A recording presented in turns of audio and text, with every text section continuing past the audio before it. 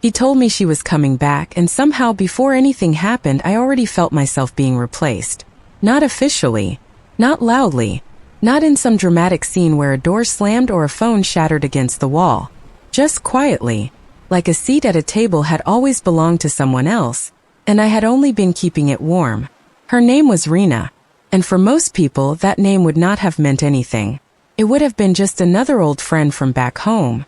A girl who had moved away for work. Someone from the edge of his life. Someone with history, yes, but history is supposed to be behind you. That is what I told myself. History is behind you. History is over. History does not walk back into town with a suitcase and a smile and make your boyfriend's whole face light up. But hers did. Before Harry was my boyfriend, he was my friend. And before he was my friend in the way that mattered, he was hers. Everyone knew it. That was the strange part. It was not some private little crush he had hidden under his tongue. It was out in the open. It lived in every joke at every party. It sat between them on couches. It followed them around rooms like perfume. Their families knew. Their friends knew. I knew even before I really knew him. Harry liked Rena. No, that is too small. Harry had built a whole almost love story around Rena. And everyone else had treated it like a movie that simply had not reached the right scene yet. He would talk about her with that look people get when they think they are being casual but their face betrays them. He called her the female version of him. He said it like it was a compliment to both of them. Like the universe had made a match set and then, annoyingly, misplaced the ribbon that tied them together. She was beautiful in that easy way. Not just pretty. Pretty can be ignored if someone is cruel, or dull, or cold. Rena was the kind of person people noticed and then kept noticing. Smart, funny, bright. The sort of woman who could walk into a room and somehow make everyone feel as if the room had been waiting for her to arrive. And Harry was the same. That was the problem.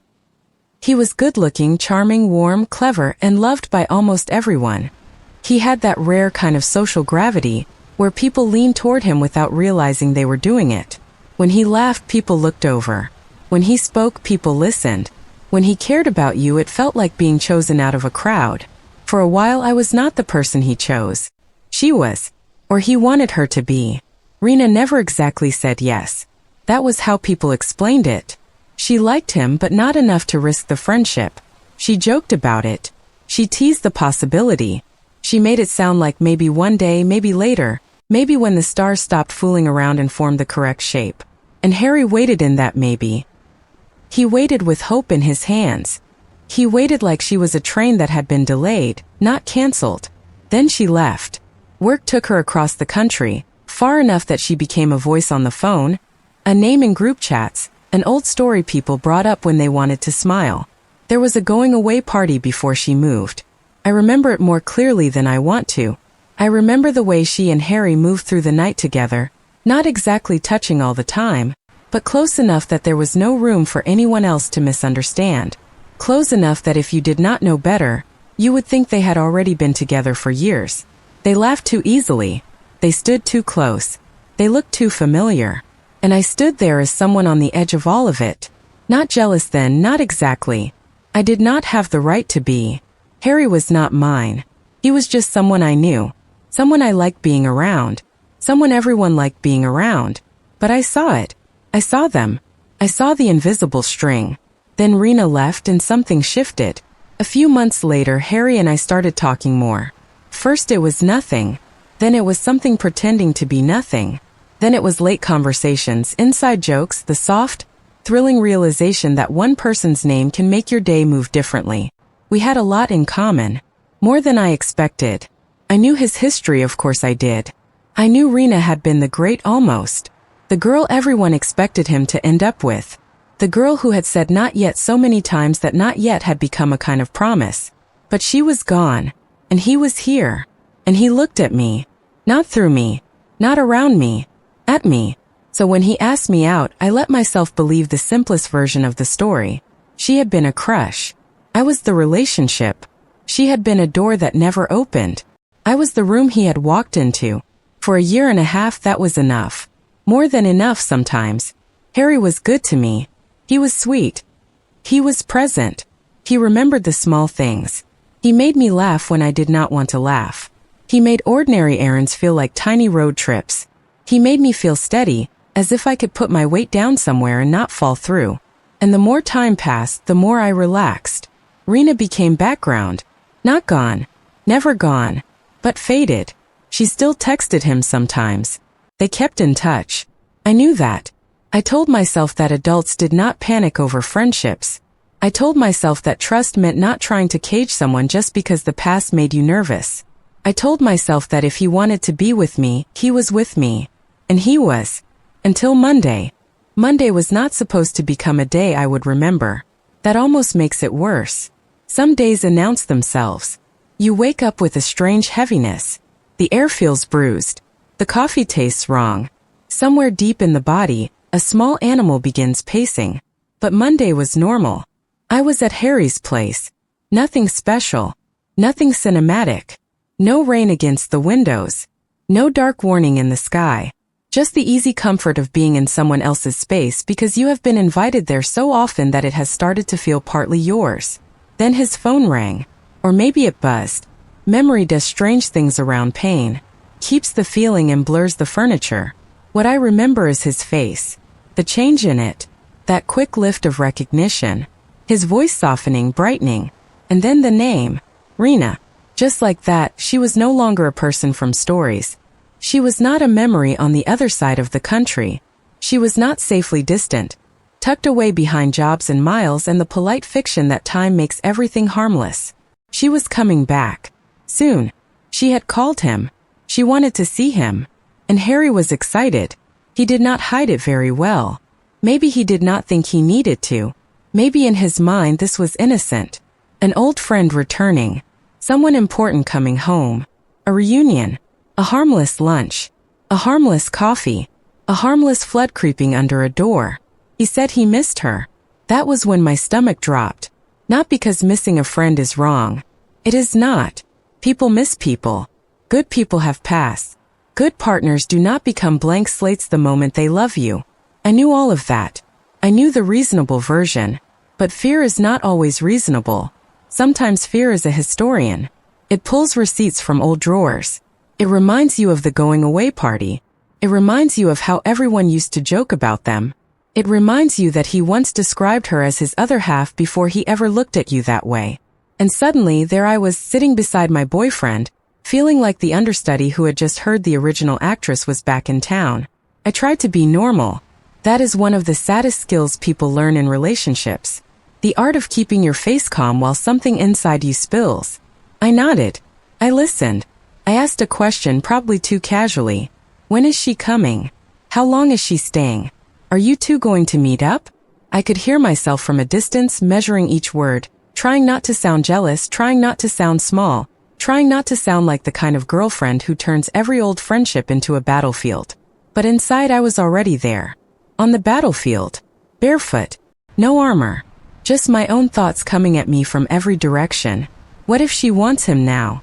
What if all those years of not yet become yes? What if he realizes I was just what happened while she was gone? What if everyone else was right about them all along? That was the part one hated most. Not only the fear of losing him, the audience. Because our friend group knew the history. They knew Harry had wanted Rena. They knew she had been the one who floated just out of reach. They knew his family had liked the idea of them together. They knew her family had liked it too. And I could almost feel them leaning forward. Not cruelly, maybe. Not all of them. But curious. People love a story returning to its first chapter. People love to see whether old sparks still burn. And I was standing there like a plot complication. That thought embarrassed me. It made me angry at myself. I did not want to be jealous of another woman. I did not want to compare myself to her until I had carved myself down to nothing. I did not want to look at my boyfriend's friend and see a threat wearing a familiar face. But comparison arrived anyway. Rena was prettier. That is what my fear said. Smarter. Funnier. More interesting. More like him. More loved by everyone. More natural in his world. More expected. More obvious. I knew those thoughts were not fair to me, and maybe not even fair to her. I knew insecurity can turn a person into a cruel little accountant, tallying beauty, charm, intelligence, sparkle, and deciding who deserves love by the highest score. But I could not stop. For days, anxiety lived in my body, not just in my head, in my chest, in my hands, in the way food looked suddenly too heavy to swallow. I would be doing something ordinary, and then imagine Harry seeing her for the first time again. His smile, her laugh, the ease between them, the old rhythm clicking back into place like a song he had never forgotten. I imagined them sitting across from each other at a coffee shop, and I hated myself for imagining it so clearly. I imagined him telling her about me. I imagined her pretending to be happy. I imagined her realizing, maybe with surprise, that she did not like the sound of my name in his mouth. And then I imagined the worst thing. Not that she would steal him. People are not stolen if they do not want to go. No. The worst thing was that he would choose. And it would not be me. I thought about telling him I was uncomfortable. I rehearsed it in my head again and again. Not in an accusing way. Not with anger. Just honestly. I want to trust you, but this scares me. She was never just a friend to you. Everyone knows that.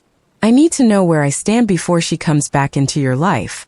But every version made me feel pathetic. If I asked for reassurance, would that plant the idea that I was insecure? If I asked him not to see her, would he resent me?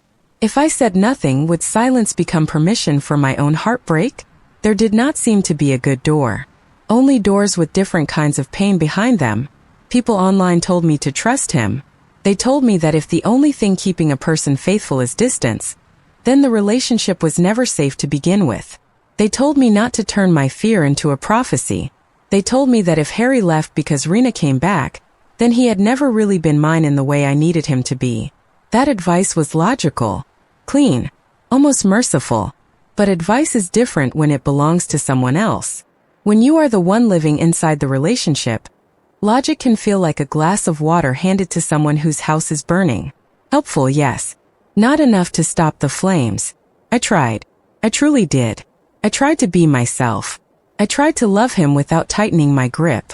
I tried to remember that I could not compete with a fantasy by becoming smaller, quieter, easier, prettier, better.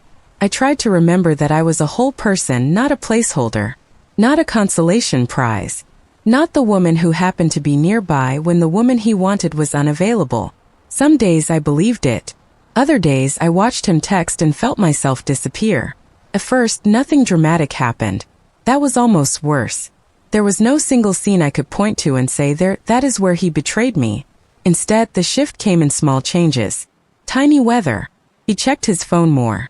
He smiled at messages before telling me who they were from, and then sometimes he did not tell me at all. He mentioned Rena casually but too often. Rena said this. Rena remembers that. Rena thinks this place changed.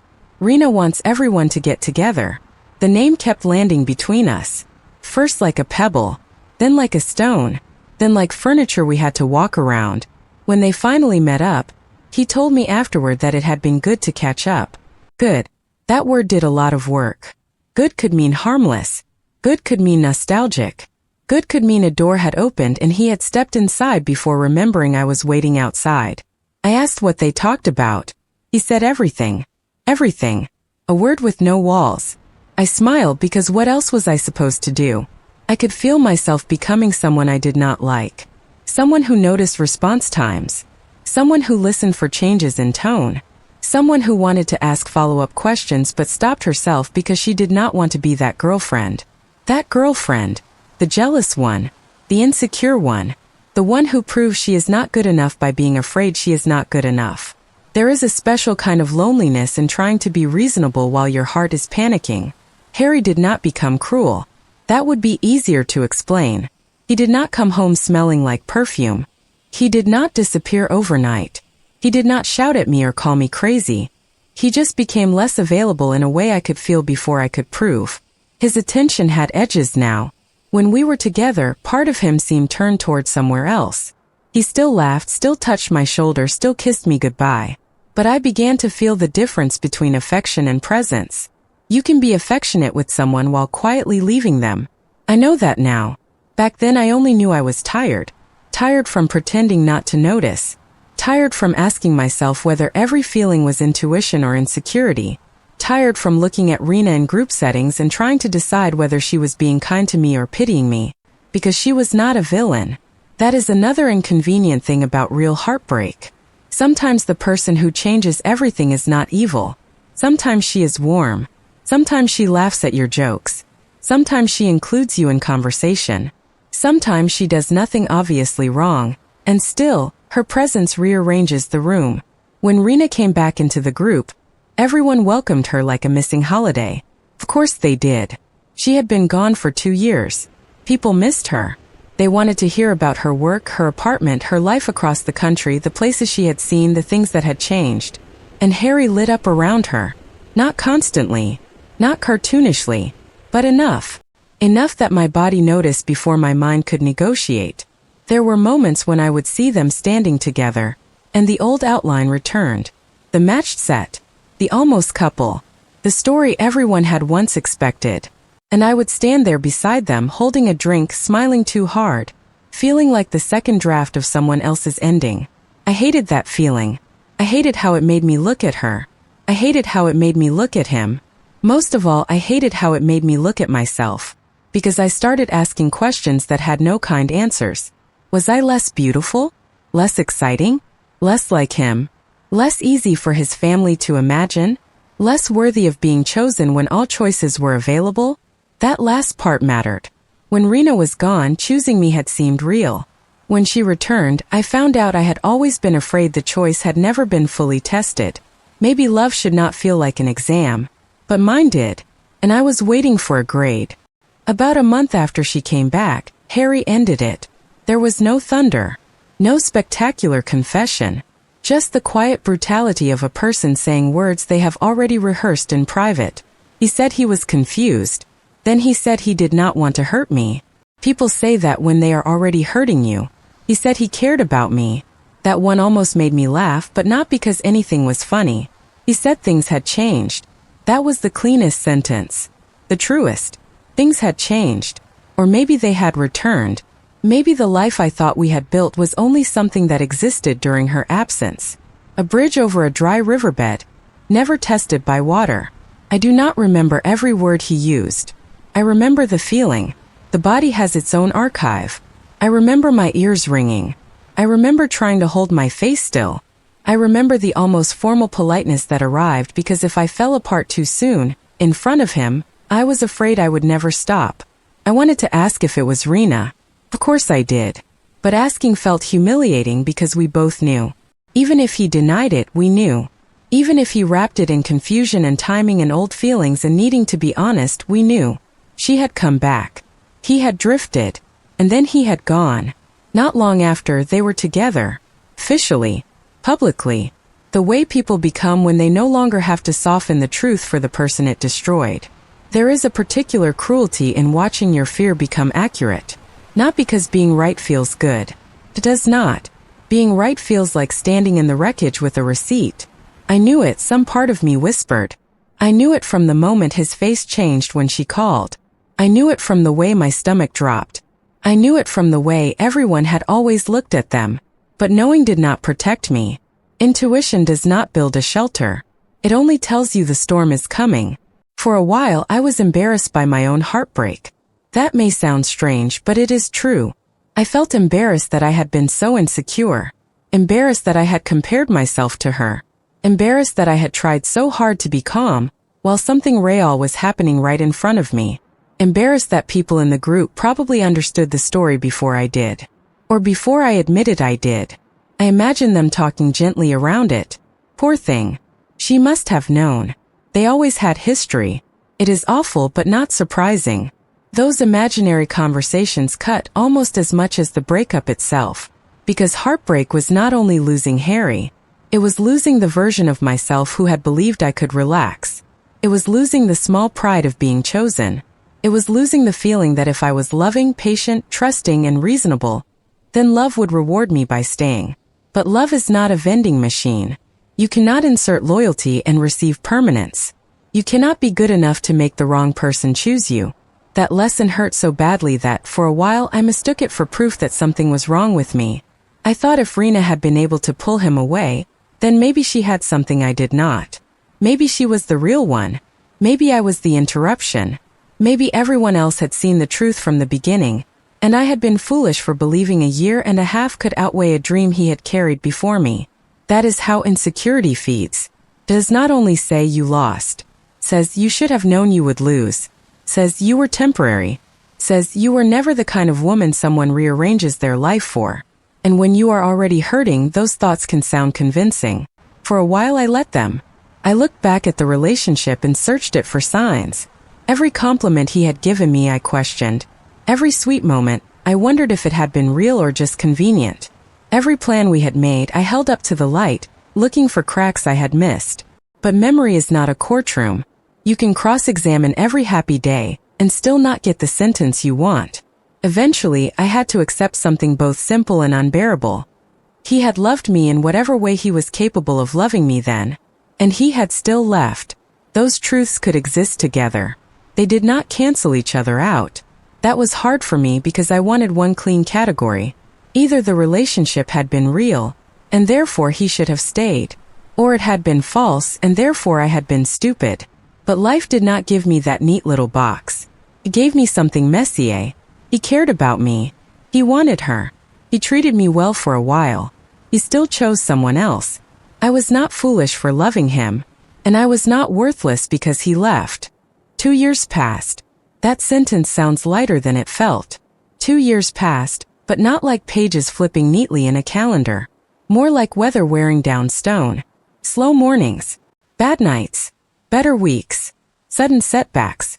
Birthdays where his absence felt sharp. Ordinary Tuesdays where I realized I had not thought about him until dinner. Healing did not arrive with trumpets. It arrived in quiet little proofs. I stopped checking. Then I stopped wanting to check. Then I could hear his name without feeling my body prepare for impact. Not every time, but enough. I rebuilt my life in pieces so small they almost seemed silly. A new routine. Different places. Friends who did not make me feel like a footnote in Harry and Rena's story. Long walks. Bad dates. Good conversations.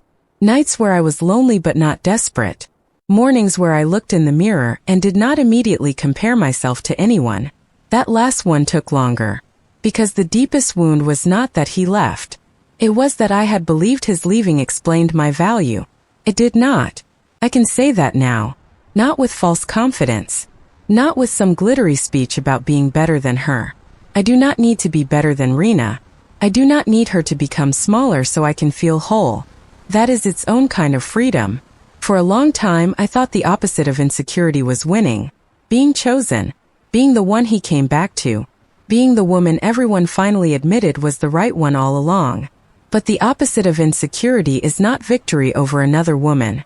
It is peace with yourself, even when someone chooses differently. And then last weekend I heard they got engaged. Through the grapevine, of course. That is how news like that travels. Not directly. Never with mercy. It moves through mutual friends and careful voices. It arrives wrapped in a tone that says, I do not know if this will hurt you, but I think you should know. Harry and Rena. Engaged. The old story had reached the scene everyone once expected. For a moment I felt something in me go still. Not shattered. Not healed into nothing. Just still. Because there was a version of me, the woman from 2 years earlier, who would have collapsed under that news. She would have made it mean everything. She would have imagined the ring, the proposal, their families smiling, their friends saying finally. She would have measured herself against that happiness until she disappeared. I thought about her. The version of me who sat at Harry's place on that Monday and felt her heart drop. The version who wanted to be cool, trusting, mature, effortless. The version who was terrified that asking for reassurance would make her less lovable. The version who wondered if she could stop a train by standing very still on the tracks. My heart broke for her. Not because she lost him. Because she thought losing him meant losing herself. I wish I could go back and sit beside her. I would not tell her to stop being afraid. She was afraid for a reason. I would not tell her to trust blindly. Trust is not supposed to be a blindfold. I would not tell her that everything would be fine because for a while it would not be. I would tell her this. You are not wrong for feeling the room change. You are not weak because you are scared. You are not less worthy because he is confused. And if he leaves, it will not prove she is everything and you are nothing. It will only prove that he was not the safe place you hoped he was. That is all. That is painful enough. Do not make it mean more. I do not hate them. That surprises some people. Maybe it would make a better story if I did. Maybe anger is cleaner for an audience. Easier to hold. Easier to understand.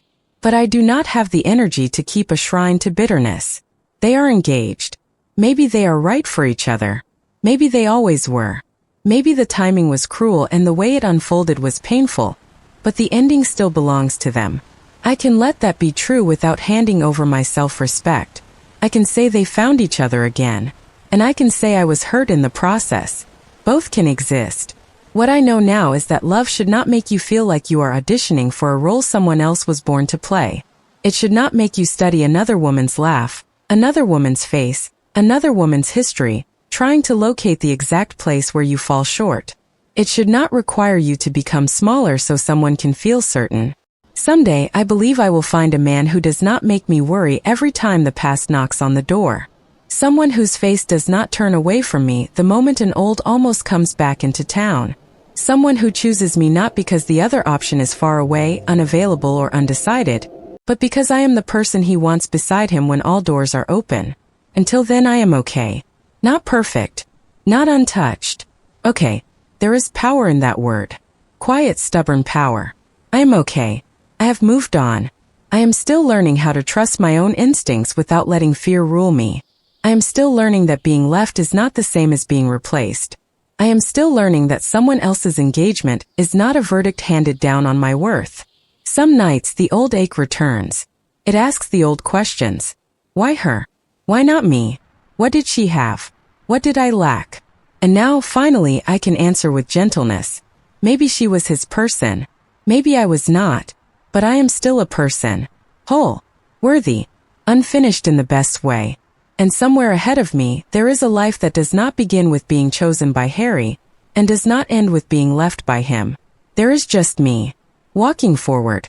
A little softer. A little wiser. No longer keeping someone else's seat warm.